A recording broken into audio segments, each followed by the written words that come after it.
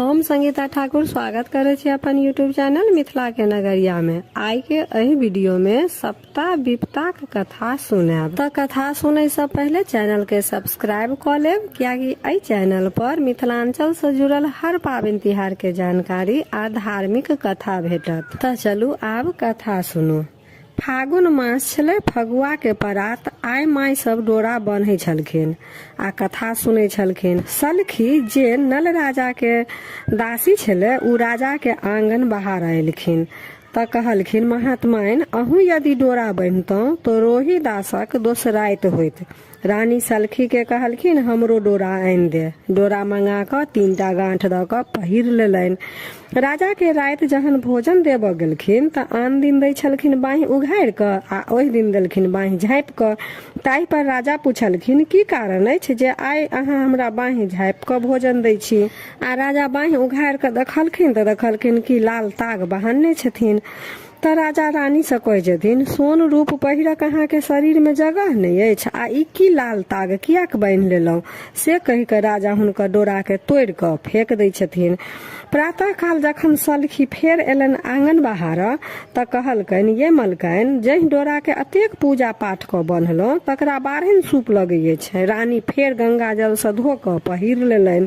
पुनः राजा के भोजन देब गेलखिन। ताहि पर राजा कहलखिन, अहाँ बड्ड जिद्दी छी। ओ डोरा के तोड़ि क आ दीपक टेम पर डाहि देलखिन। एहि से सप्ताक समस्त देह में फोका भ गेलनि। ओहि पर विपता जे सप्ता के बहिन रहथिन, ओ कहलखिन जे आब राजा के छतिक भाभी आबि गेल छन। राति में जहन राजा रानी दुनू प्राणी घर में सुतल रहथिन, तखन सप्ता आबि क हुनका दुनू धुरखुर पर हाथ द ठाढ़ भ गेलखिन आ राजा रानी से प्रश्न केलखिन जे रजबा रनिया सुतल छ कि जागल? राजा कहलखिन, सुतलो छी, जागलो छी आ मोन पछतैबतो छी। नवारी की बुढ़ारी? राजा कहलखिन सप्ता से जे आइ जाओ, काल्हि हम लोकनि घर में विचार क लेब, तहन जवाब देब। ई सुनि सप्ता अंतर्ध्यान भ गेलखिन। फेर दोसर राति फेर सप्ता उपस्थित भेलखिन। राजा से पूछलखिन जे अपना में विचार केलहुं कि नहीं? अगर केलहुं तो जवाब दिया, नवारी की बुढ़ारी? दुनू प्राणी सहमति से कहलखिन जे नवारी दुख बर्दाश्त कयल जा सकैत अछि, किंतु बुढ़ारी में नहीं। एहि जवाबक सुनि किछे दिन भीतर सब संपत्ति नष्ट भ गेलनि। जे नौकर चाकर हिनका ओहिठाम काज क गुजर करै छलथि, तकरो ओहिठाम राजा के मजदूरी करऽ पड़लनि। जे दासी हुनका ओहिठाम कुटौन पिसौन करै छलथि, हुनका त रानी के कुटौन पिसौन करऽ पड़लनि।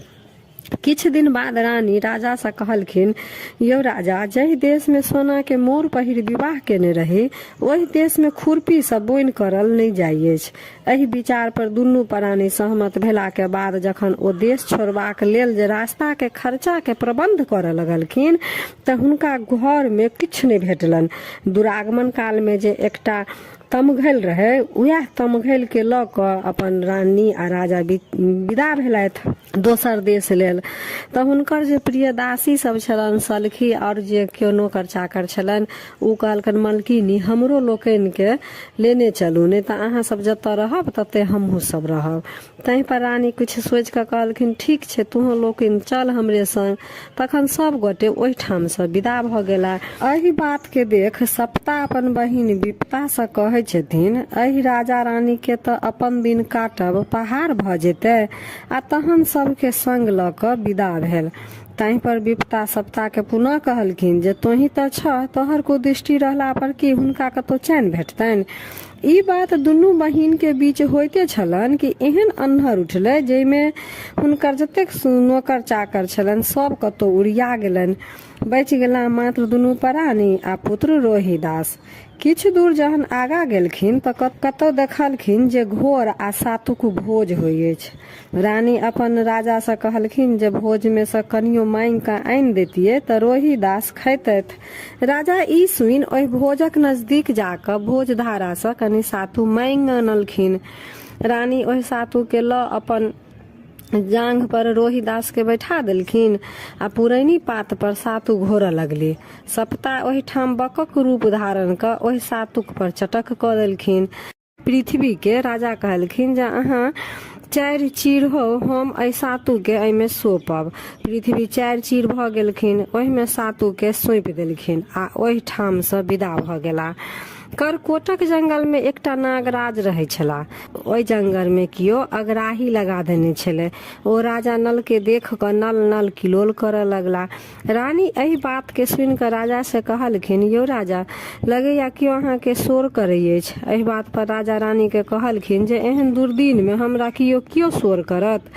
लेकिन तैयो रानी के कहला पर नाग के तकलीफ देख क राजा नाग के अपन दुपट्टा भिजा भिजा क नागराज के अगराही से मुक्त करा देलखिन।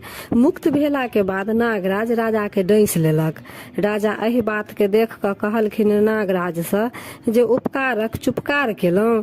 तहि पर ओ नागराज कहलखिन जे हम अहाँ पर उपकार केलहुं, अहाँ के जे रंग रूप अछि से देख क कियो त भीखो नहि दैत, तैं हम अहाँ के रूप ल लेलहुं आ कुरूप द देलहुं। ओहि ठाम से दुनू प्राणी बच्चा के संग ल विदा भेला। आगू जाइते जाइते एकटा विशाल धार देखलखिन। आब ओकरा पार कोना करब से पैघ समस्या उपस्थित भ गेलन। राजा रानी से कहलखिन जे अहीं के कंगना के छुरी बना क खर काटि क आ बेर बनाब आ ताहि पर चढ़ि क अपना लोकनि पार करब। आ सएह भेबो केल। बेर के पानि में ध दुनू प्राणी अपन बैस गेली आ बीच में रोहिदास के लेलखिन। ई देख क पुनः सप्ता के विपता कहलखिन जे रजवा रनिया के ई कोन विपत पड़ले, कारण जे दुनू प्राणी संगे छथि आ अपन बच्चा के बीच में ध क झिलहेरी खेला रहल अछि। ई बात सुनि सप्ता मूसक रूप धारण क पानि में जाकर उबडूब करऽ लगली। ई देख राजा रानी कहलखिन जे एकरा यदि पानि से बाहर क देतिये त एकर प्राणो बचि जैते आ रोहिदास खेलबो करैत। ई बात सुनि क राजा ओहि मूस के पानि से बाहर क देलखिन। ओ मूस किछुए काल में खरक जे बनल छले बेर ओकरा बीच से काटि देलक। जै कटलाहा द क रोहिदास पानि में खसि पड़ला। संगे संग धारक माछ, रहुआ, बोआर जते रहे से ओ रोहिदास के अपन पेट में गिर लेलकनि। राजा के लाख प्रयत्न केला के बाद रोहिदास नहीं भेट सकलखिन, जाहि से रानी के असीम दुख भेलनि। ओ धैर्य नहीं राखि सकली आ कानऽ खीजऽ लगली। जाहि पर राजा कहलखिन अगर अहाँ के बेटा रोहिदास हैत त जरूर भेट जात। ओहिठाम से विदा भेला। आगू गेला त एकटा गुल्लरि के गाछ देखलखिन। हिनका सबके भोजन केला बहुत दिन भ गेल छलनि, क्या दिन ने बीत गेल छलनि। त रानी कहलखिन जे अगर गुल्लर तोड़ि लेतौं त कनी अपना सब कुछ खा लीती। से सोच कर राजा रानी के कंगन ल क आ कंगन से फेंक क गुल्लर तोड़े के कोशिश करलखिन। लेकिन ओ कंगना जखन गुल्लर तोड़े ला फेंकलखिन कि ओ कंगना हुनकर गाछे पर लटक गेलन आ गुल्लर नहीं टूटले। ओहि ठाम से दुनू गोटे विदा भ गेला। 7 दिन दुनू प्राणी के भोजन के भ गेल छलनि। राजा के रानी कहलखिन जे कतौ से किछु मांग अनितौं त भोजन करितौं। ओहि ठाम से राजा विदा भेला भिक्षा मांगे लेल। एक गोटा ओहि ठाम पहुंचला जाहि ठाम पुरुष पात नहीं भेटलनि। आंगन में ननद आ भौजाई पिसिया करे छलखिन। पहिने दुनू गोटे गीत गबैत छलखिन, पिसिया करे छलथि। चिक्कस जांत से छिलक छिलक खसैत छलनि। हिनका लोकनि के पहुंचते चिक्कस जे छल से दर्रा जकां खसऽ लागल आ दुनू ननद भौजाई में झगड़ा हुअ लगल। ओहिठाम जे बूढ़ पुरान स्त्रीगण छली ओ कहलखिन हिनका भाग कर्म से जे किछु खसलनि से हिनका दऽ दियौन। राजा ओ ल क अपन रानी लंग एली आ कहलखिन जे लिट्टी लगाओ। रानी लिट्टी लगाबऽ लगली आ राजा तिमनक उद्देश्य से एकठाम मलाह माछ मारै छल ओहि ठाम पहुंचल। पहिने तऽ मलाह के बड़का बड़का रहुआ बुआर पड़े छले। हिनका पहुंचते देरी चुन्ना पोठी पड़े लागल आ दुनू सार बहनोई में माछ जे मारे छल ताहि में झगड़ा हुआ लागल। बूढ़ पुरान कहलखिन जे हिनका भाग से जे चुन्ना पोठी पड़ल से दऽ दियौन। राजा रानी लग आबि कऽ कहलखिन लिट्टी लगा कऽ माछ झरका लिअ, हम स्नान केने अबै छी। रानी के लिट्टी लगायल आ माछ झरकायल जे भऽ गेलनि तऽ सोचलखिन जे कतऽ राजा राजसीय भोजन करै छलाह आ कोना ई झरकल खेता। तैं जाइ छी धार से एकरा धो अनै छी, पवित्र भऽ जायत तऽ ओ भोजन करता राजा।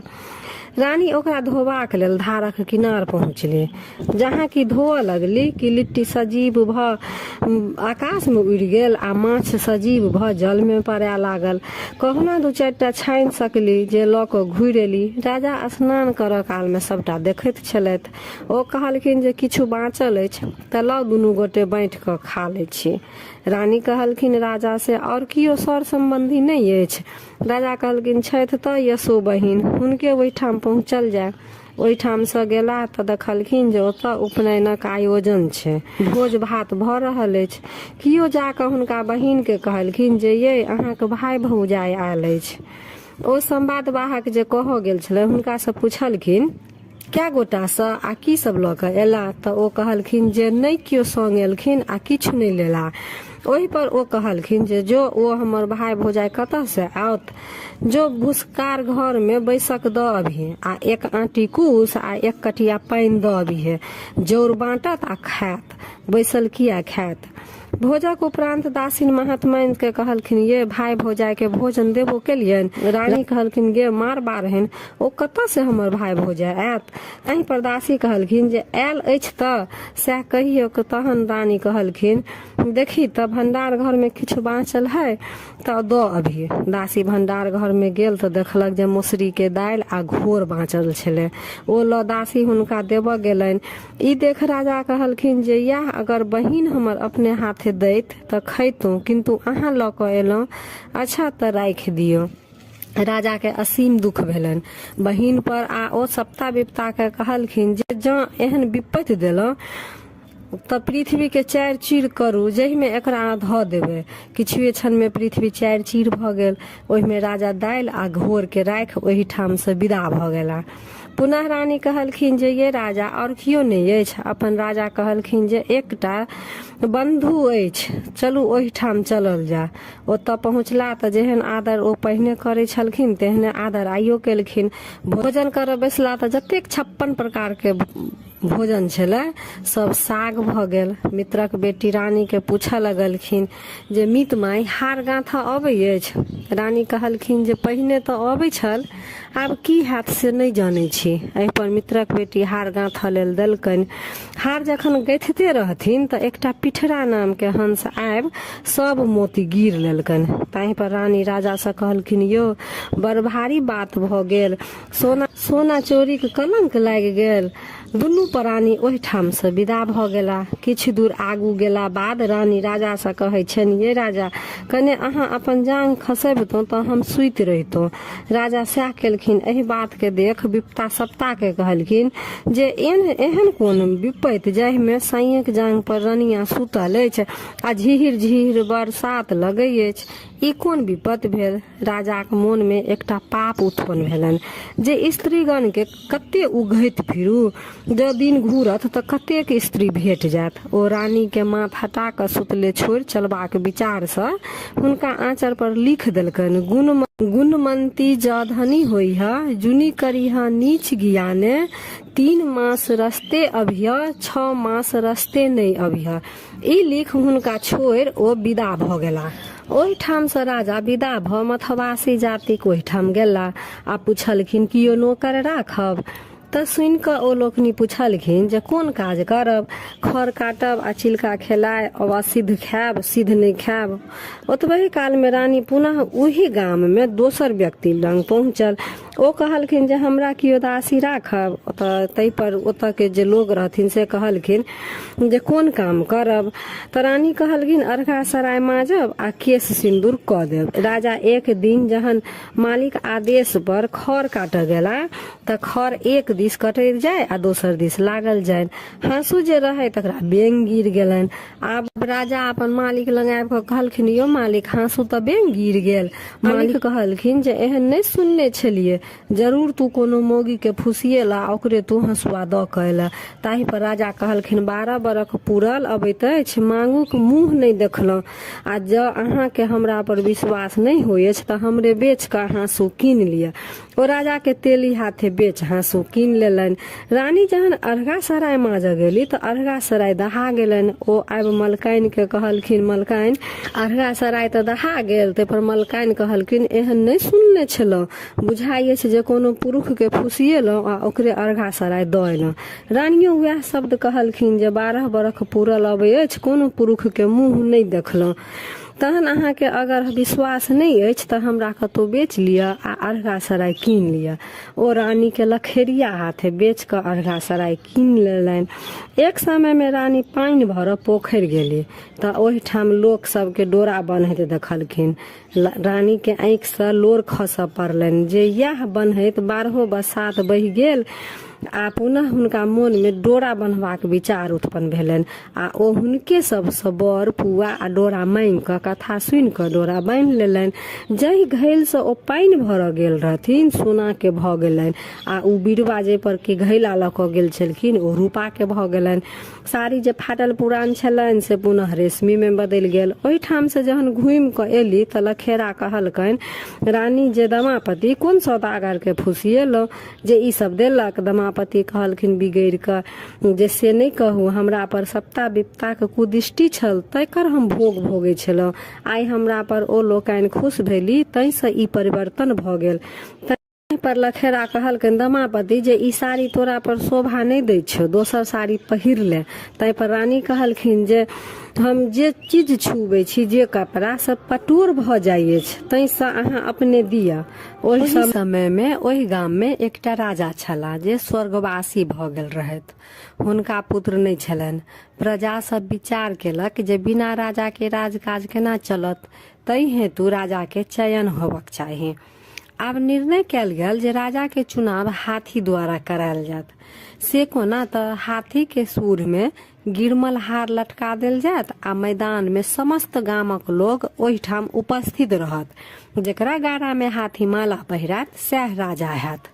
ठीक तहिना भेल। गामक एकटा मैदान में जतेक लोक छल सब एकत्रित होबऽ लागल। राजा नल अपना मालिक से आदेश ल जेबाक इच्छा जाहिर केलथि।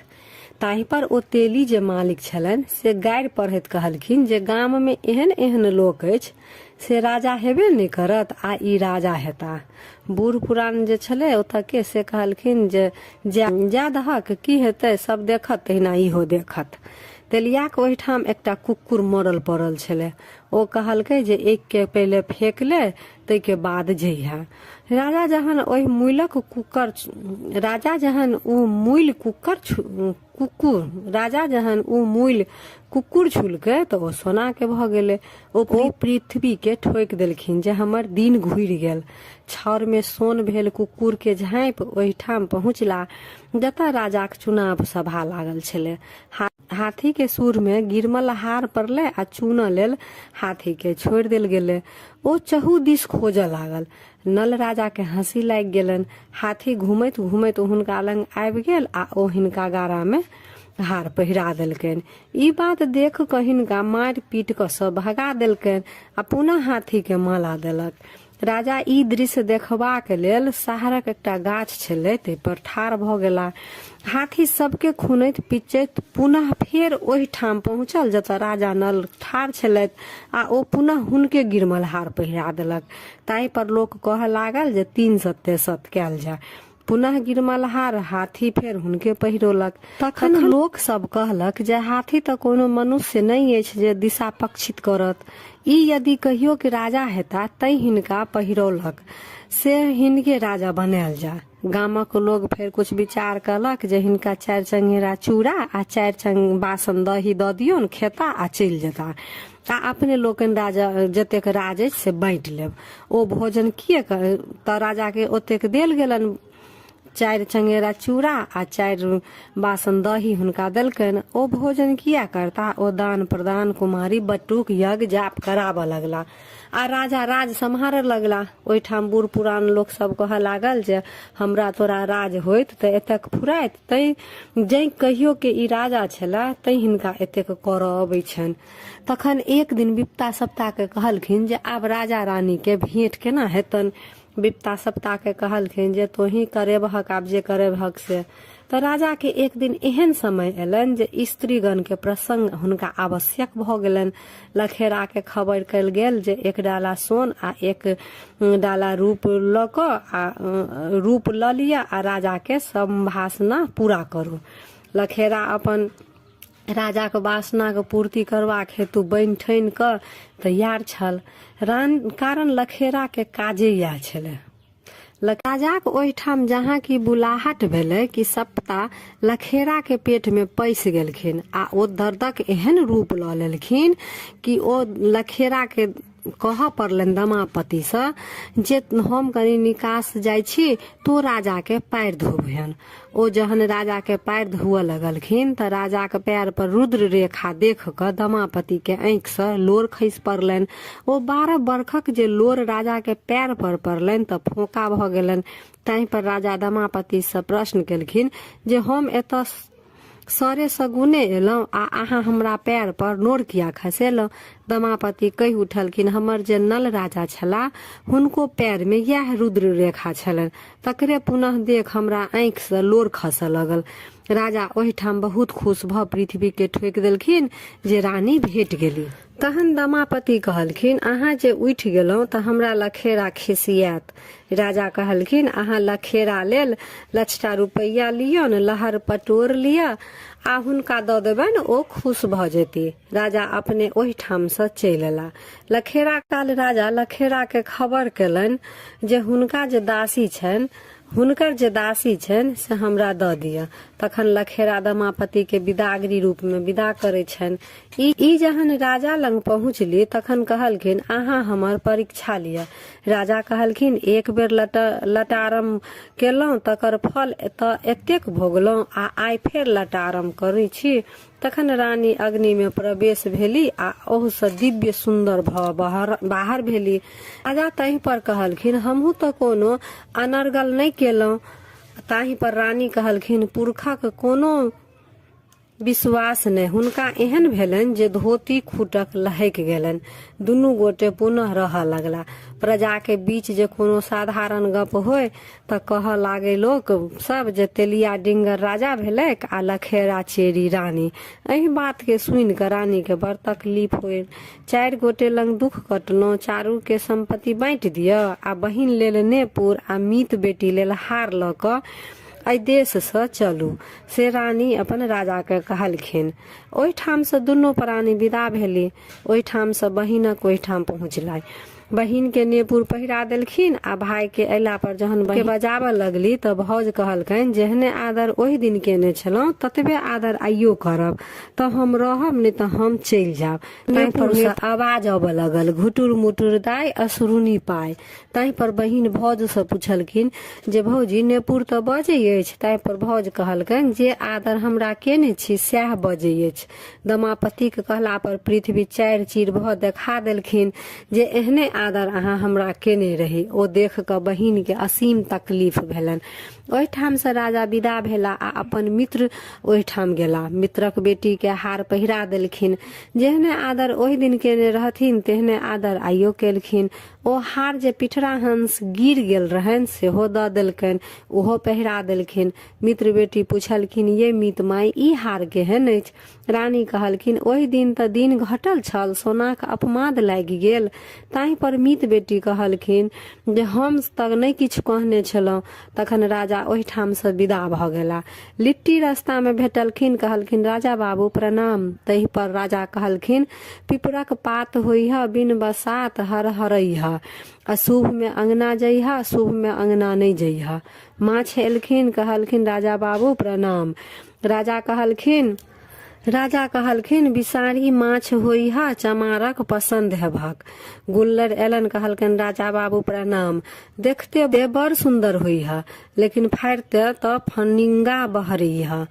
सातु एलन। राजा के देख कहलकन प्रणाम। सातु के कहलखिन केहनो बना क खेता, खेला के कंठ दाह देबे करबा। जात कहलखिन राजा बाबू प्रणाम। राजा कहलखिन जाह बिन चलौने नहीं चलबा, एक चुटकी छोड़ देता सह तोहर बुन हेता। तहन पहुँचला कर कोटक नाग लंग ओ नल नल फेर कह लगलखिन आ अहाँ के दिन घुरि गेल, अपन रूप ल लिअ। लेकिन ये राजा सब तऽ भेटल, खाली रोहिदास नहि भेटल। राजा कहलखिन चलू अहाँ के हेता तऽ जरूर भेट जात। गाम में हल्ला भ गेल जे धर्मवीर राजा आबि गेला। सलखी, चेरी आ झाझी कुकुर सब दौड़लनि जे 12 बरख कारा खेला भ गेल। तै पर राजा कहलखिन हम आब आबि गेलहुं। मल्लाह सब अपन प्राचीन राजा के देखे के खुशी में राजा लेल नदी में माछ मारऽ गेल। ओहि माछ में एकटा माछ फंसल जैमे कि रोहिदास के गिरने छलनि। नवका मल्लाह सब कहऽ लागल जे राजा के नहीं देबै, ओहिना माछ मांगऽ लागत। बुढ़वा सब कहलकनि हुनके जलकर छनि आ हुनके नहीं देबनि। 4 गोटा सब माछ उठा हुनका ओहिठाम नेने आयल। ओ 5 टुक कपड़ा आ 5 टा क असरफी सब मल्लाह के देलखिन। माछ ल हवेली में पठा देलखिन। अपना जलकरक माछ खेला बहुत दिन भ गेल, नीक क बनाव। सलखी गेल माछ बनाबऽ, तहन माछ बाजऽ लागल, सलखी लाभी दै पकड़ी, कनखुर ध उजार, हम रोहिदास अही में छे। सलखी बाजल ये रानी हम नहीं माछ बनाब, माछ त मुँह बजबै अछि।